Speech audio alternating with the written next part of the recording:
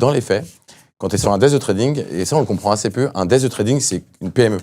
Ok. Tu as un objectif. La seule chose, la petite différence, c'est que tu ne tiens pas tout à fait tes coûts. Tes coûts, ils sont généralement mutualisés.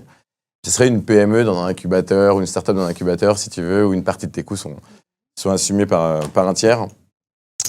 Et en fait, cette dynamique-là, c'est que tu t'appuies sur des commerciaux qui ont des expertises que tu n'as pas, sur des risk managers qui ont des expertises que tu n'as pas, sur des compliance officers qui ont des expertises que tu n'as pas. Et ça te suit toujours parce qu'en réalité, être trader, si tu le perçois bien, c'est déjà être entrepreneur. Tu as une responsabilité extrêmement importante sur ton PNL. Tu es maître de tes décisions, tu es encadré, mais à l'intérieur de cet encadrement, tu as une liberté importante. Donc c'est la meilleure propédeutique, pour utiliser un mot, un autre joli mot de la langue française. Un autre mot qu'on ne connaît pas. La meilleure préparation, si tu veux, Okay.